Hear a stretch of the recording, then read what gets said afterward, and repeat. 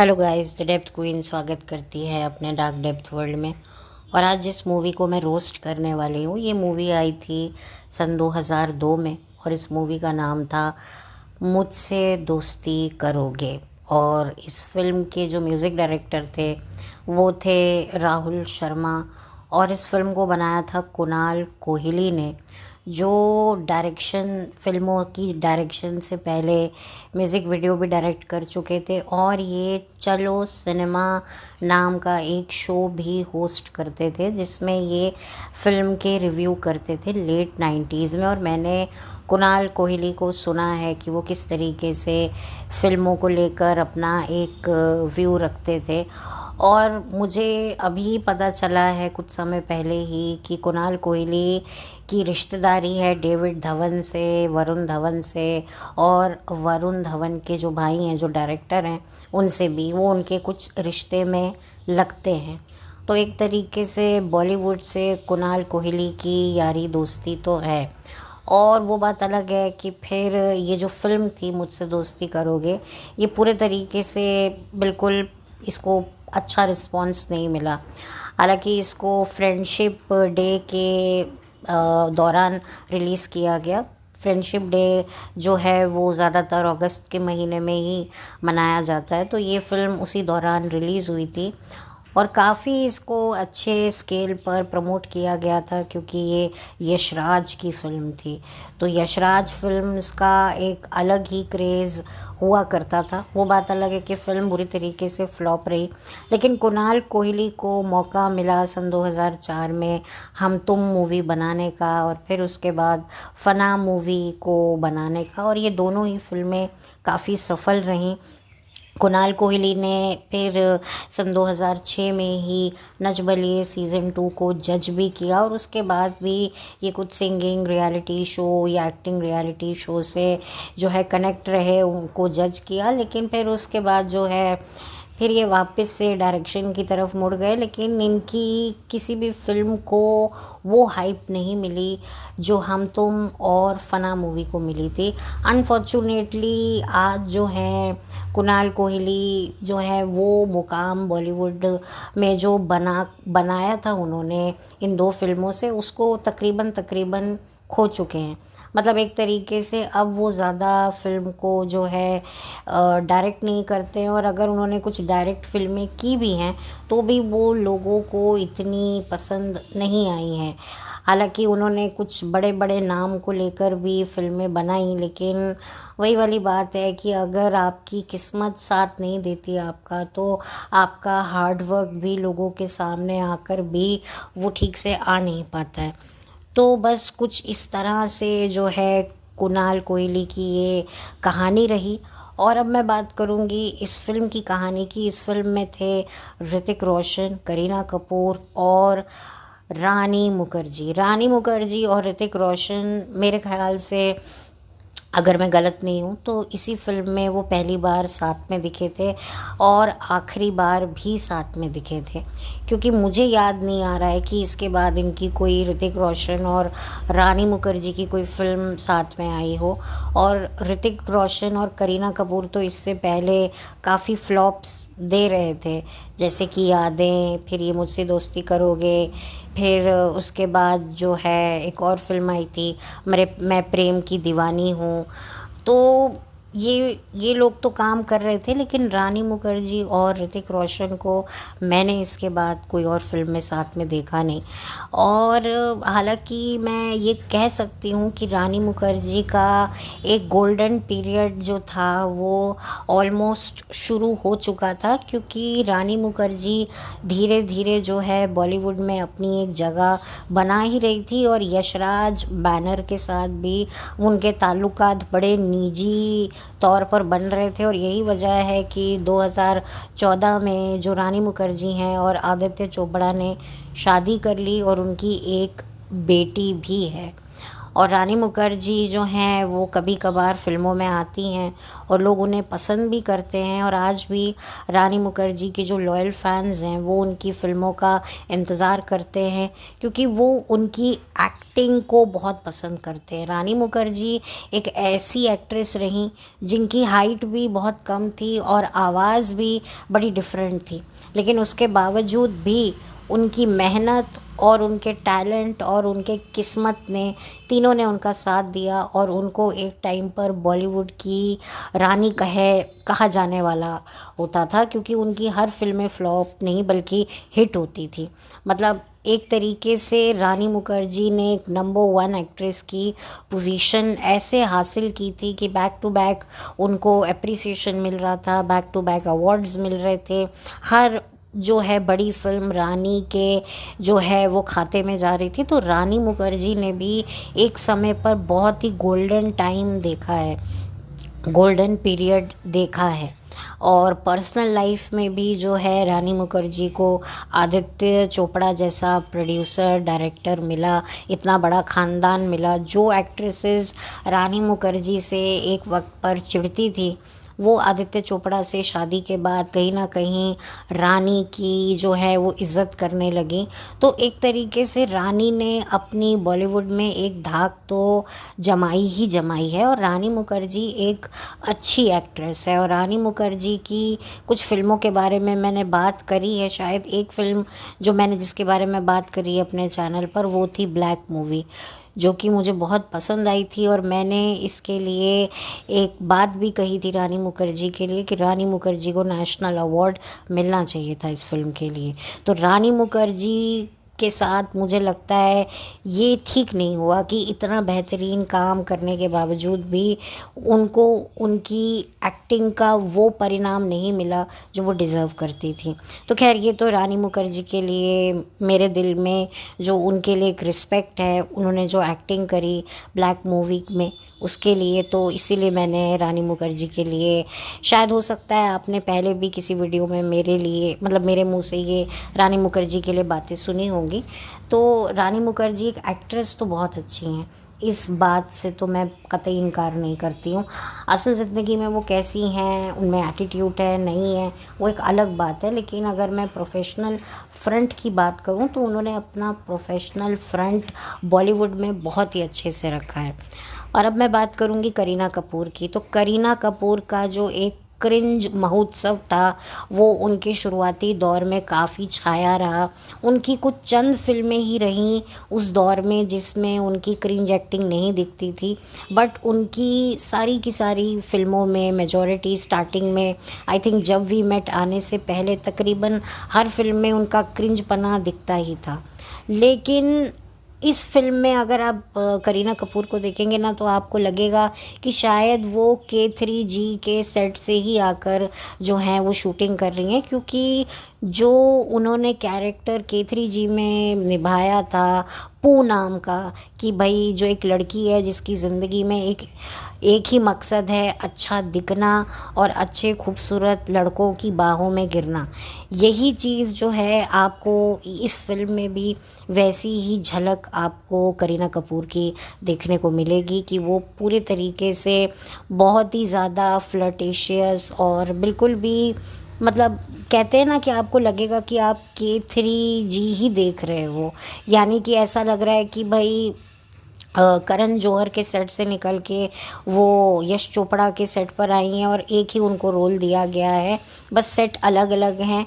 और आप देखेंगे तो K3G में भी ऋतिक रोशन उनके ऑपोजिट थे और यहाँ मुझसे दोस्ती करोगे में भी ऋतिक रोशन उनके ऑपोजिट थे। तो आप सोच सकते हैं कि शायद हो सकता है वो खुद भी कंफ्यूज हो गई होंगी और डायरेक्टर भी जो है वो ये देख ही नहीं पा रहा था कि भाई ये तो एक रिपीट मोड पे ही एक्टिंग चल रही है। बट क्या कह सकते हैं, क्योंकि जो K3G थी वो सन 2001 में आई थी दिसंबर में और ये फ़िल्म अगस्त 2002 में रिलीज़ हुई थी, तो ज़्यादा वक्त था नहीं और हो सकता है कि ये मे बी एक ही टाइम पर शूट हुई हो फिल्में, क्या पता। तो इसी वजह से मुझे लगता है ये कन्फ्यूजन हो गया। और आप देखेंगे ना तो आपको भले ही मुझसे दोस्ती करोगी फिल्म में करीना का नाम टीना था, लेकिन वो पू जैसा ही एक्टिंग कर रही थी। और इधर तो रानी मुखर्जी के कैरेक्टर का नाम तो पूजा ही था, और वो बिल्कुल एकदम सीधी सादी सेंसिबल लड़की का रानी मुखर्जी किरदार निभा रही थी। और इधर आते हैं मिस्टर राज जी, जो कि ऋतिक रोशन बने हैं। इनकी भी एक्टिंग आपको कहीं ना कहीं केथरी जी, कोई मिल गया, मैं प्रेम की दीवानी हूँ, इन सब का मिश्रण निचोड़ आपको मुझसे दोस्ती करोगी में मिलेगा। और ऑफ कोर्स यादें फिल्म को कौन भुला सकता है।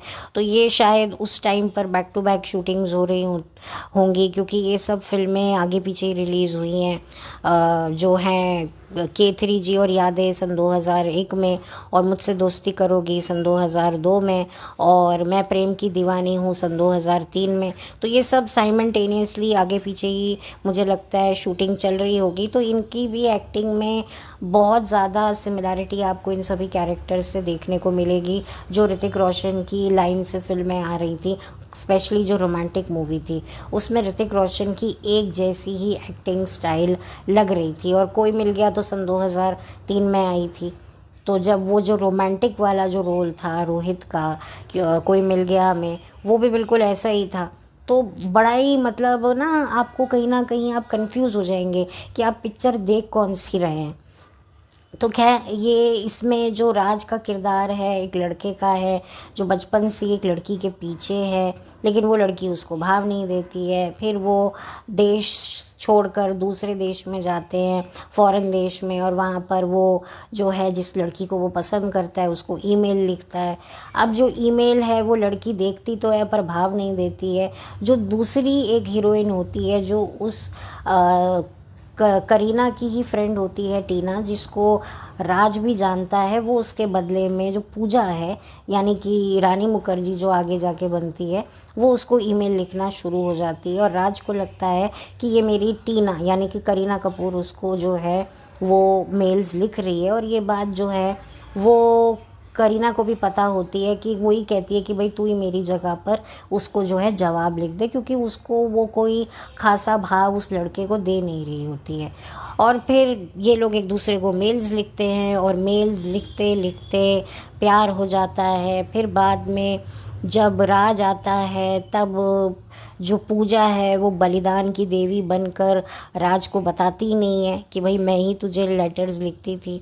असल में तो ये जो टीना है वो तो तेरे को भाव देती ही नहीं थी, मैंने तुझे भाव दिया। लेकिन वो जो है एक अच्छी लड़की है, एक संस्कारी लड़की है, तो वो करीना को ही जो है उसको उसका प्यार दे देती है और खुद निकलने लग जाती है पतली गली से। लेकिन फिर बाद में जो है ऋतिक को पता चल जाता है, लेकिन ऋतिक उससे पहले जो है करीना को देखकर इतना पागल हो जाता है, इतना बावला हो जाता है कि वो ये सोचता ही नहीं है कि भाई इसके एक्शंस, इसके रिएक्शंस और इसकी राइटिंग ये कहीं से भी आपस में ये तीनों मैच ही नहीं कर रही हैं। तो हो सकता है कि कोई झोल हुआ हो। और ये जो ताना है ये रानी मुखर्जी भी उसको फिल्म में मारती है, जब ऋतिक को पता चलता है कि भाई ये रानी ही मुझे चिट्ठियाँ लिखती थी, लेकिन नाम ये वो उसका लगाती थी टीना का यानी कि करीना कपूर का।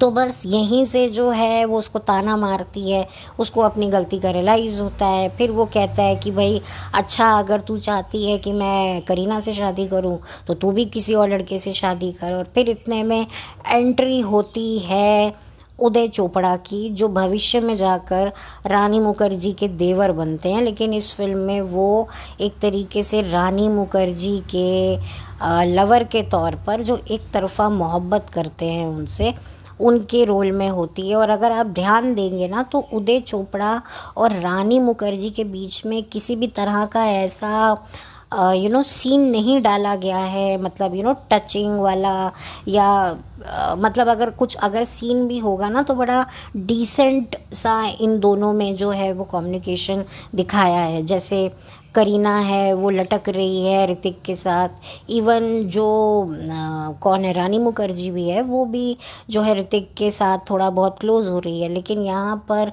उदय के साथ में जो है ये एक डिस्टेंस मेंटेन किया हुआ है। अब बहुत से लोगों को उस टाइम पर तो शायद ये रोल लग रहा होगा कि भाई उसका रोल ही ऐसा है कि वो उदय को जानती नहीं है। लेकिन भाई उदय को जानती नहीं है, लेकिन जो सपने सपने होते हैं हीरो हीरोइन के, उसमें तो बहुत कुछ हो जाता है। सपनों के गानों को बनाया इसलिए जाता है कि जो इंसान हकीकत में प्रैक्टिकलिटी में ना कर पाए वो सपने में कर ले। तो एक गाना भी ऐसा नहीं डाला गया दोनों के बीच में, उदय और रानी के बीच में, जहाँ पर वो एक दूसरे से फिज़िकली क्लोज आए। तो अब मुझे लगता है कि भाई वो क्यों नहीं डाला गया। वो देवर भाभी के रिश्ते की मर्यादा पर्दे के पीछे जो चल रही थी उसको बरकरार भी तो रखना था, और प्रोफेशनली तो यस वो भी करना था। तो बड़े इंटेलिजेंटली जो है डायरेक्टर ने इस चीज़ को समझ लिया और बड़े ही इंटेलिजेंट तरीके से दोनों की जो केमिस्ट्री को बड़े ही डिसेंट तरीके से बैलेंस किया। और फिर आप देखेंगे कि एंड में जो है सारे भेद पत्ते खुल जाते हैं, और जो है टीना को जो है ये पता चल जाता है कि जो मेरी बेस्ट फ्रेंड है पूजा, जिसके माँ बाप ने एक तरीके से मुझे गोद ही ले लिया है, क्योंकि पहले मेरी सिर्फ माँ ही नहीं थी, अब तो मेरे पिता भी चल बसे हैं। तो जो रानी मुखर्जी के पेरेंट्स हैं वो मेरे पेरेंट्स बन चुके हैं। तो जो लोग मेरे लिए इतना कर रहे हैं तो कम से कम मुझे थोड़ी सी तो समझदारी दिखानी ही चाहिए, मैं सेल्फिश ना बनूं और एक अच्छी समझदार लड़की। कभी कभी जो लोग बहुत ज़्यादा बेवकूफ़ दिख रहे होते हैं ना, वो भी एक टाइम बाद थोड़ी सी सेंसिबिलिटी दिखा जाते हैं, और ऐसी सेंसिबिलिटी दिखाते हैं जो बिल्कुल भी किसी ने एक्सपेक्ट नहीं की होगी। तो यही करीना के कैरेक्टर ने एंड में दिखाई। और बेचारा जो उदय चोपड़ा था वो तो बेचारा इस फिल्म में मुझे लगता है कि उसको लाया ही क्यों गया था। मतलब डेफिनेटली उसको ले तो लिया, लेकिन रानी मुखर्जी के साथ उसकी कोई केमिस्ट्री डेवलप ही नहीं हो पाई ड्यू टू पर्सनल रीज़न। और जो है वो आया नहीं आया के बराबर उसका रोल था।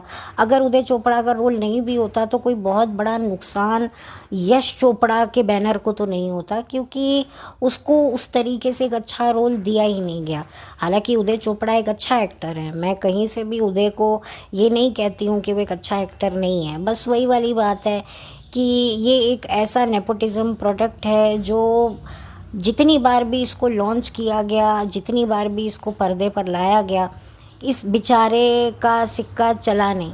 ऑडियंस की तरफ से भी इसको जो है डिसअपॉइंट करने वाला जो है वो फीडबैक मिला, और जो है इसको कहीं से भी जो है वो एक्सेप्टेंस बॉलीवुड में उतनी नहीं मिली जितनी शायद इसने खुद ने भी सोची होगी, और इसकी फैमिली ने भी इतना नहीं सोचा होगा जितना इसको एक तरीके से रिजेक्शन देखने को सुनने को मिला। हालांकि एक्टिंग ये कर सकता है, इसमें कॉन्फिडेंस तो है, इसने धूम फिल्म में भी अच्छा काम तो किया है, बट अनफॉर्चुनेटली कोई करियर आगे ग्रो नहीं हो पाया।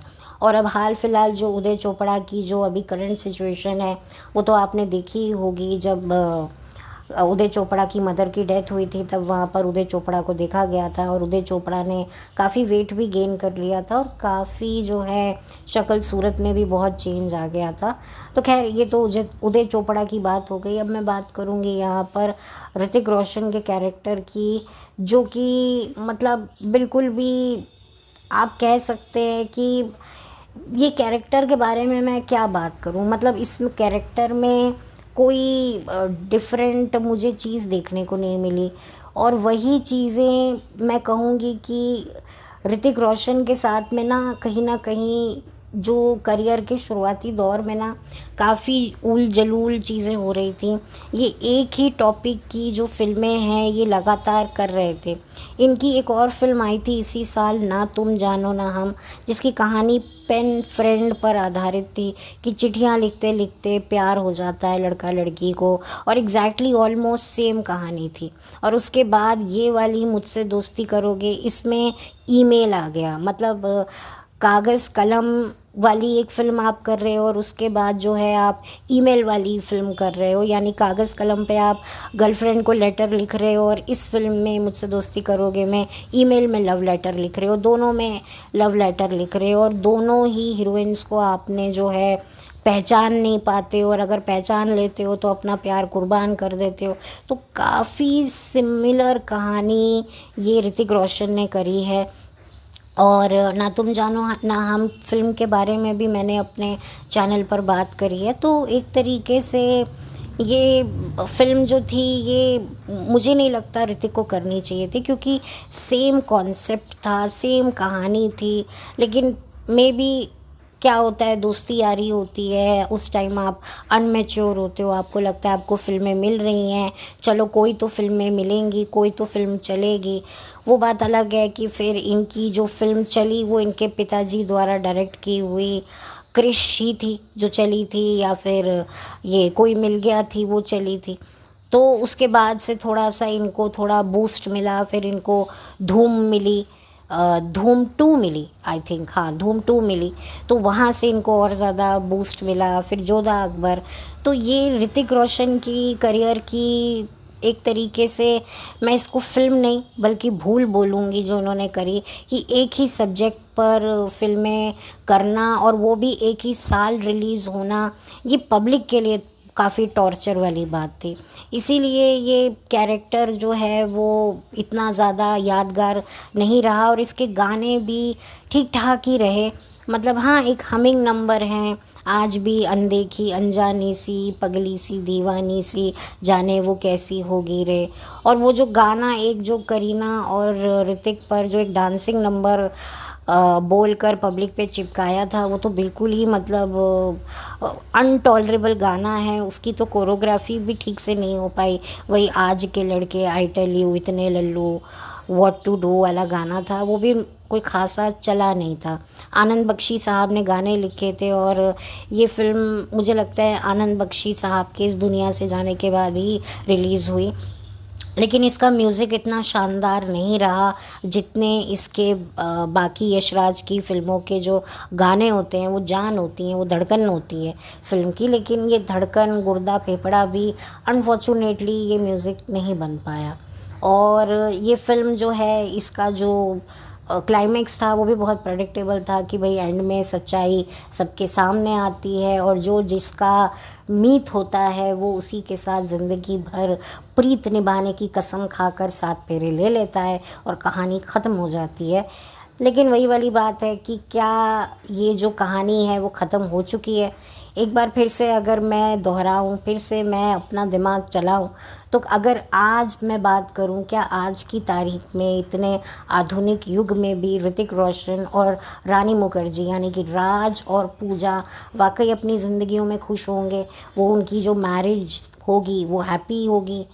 मुझे तो नहीं लगता, क्योंकि डेफिनेटली फ़िल्म में दिखाया कि दोनों बहुत सिमिलर हैं, दोनों की पसंद नापसंद बड़ी सिमिलर है। देखिए, मैंने भी अपने वीडियोज़ में ये बात कही है कि शादी के लिए टोटली ऑपोजिट पार्टनर, जिसकी पसंद नापसंद बिल्कुल डिफरेंट हो, उसके साथ आपकी नहीं बन सकती है।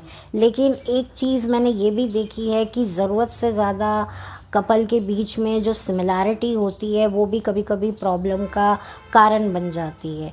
तो ज़रूरत से ज़्यादा सिमिलैरिटी और ज़रूरत से ज़्यादा डिससिमिलैरिटी रिलेशनशिप को ख़राब कर देती है, मैं तो ये समझती हूँ। इनफैक्ट आप कुछ भी कर लो, आज की तारीख में कोई भी रिलेशनशिप परफेक्ट नहीं है।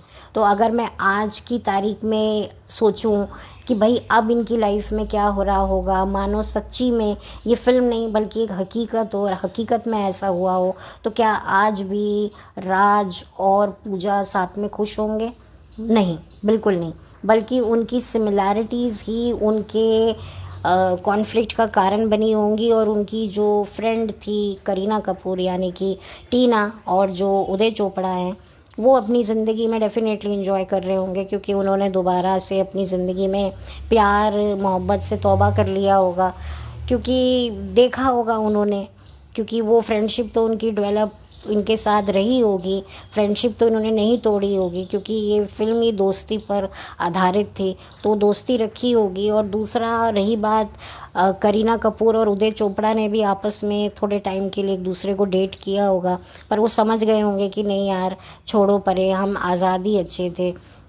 इधर करीना की कोई फैमिली तो खुद की थी नहीं, और एक तरीके से वो आज़ाद थी, तो वो उस माहौल में, विदेश के माहौल में सेटल हो गई होगी, क्योंकि वो विदेश का वीज़ा उसने ले लिया होगा अपनी फ्रेंड पूजा के रिकमेंडेशन पे और जीजा जी के रिकमेंडेशन पे, जिनसे कभी उनकी शादी होने वाली थी। तो मुझे लगता है कि करीना कपूर अपनी लाइफ में ज़्यादा खुश होगी और उदय भी अपनी लाइफ में एक अच्छी ज़िंदगी जी रहा होगा। लेकिन ये जो राज और ये पूजा हैं, ये एक दूसरे के साथ बिल्कुल भी खुश नहीं होंगे। इनके बच्चे बच्चे हो गए होंगे और ये माथा पच्ची ही कर रहे होंगे।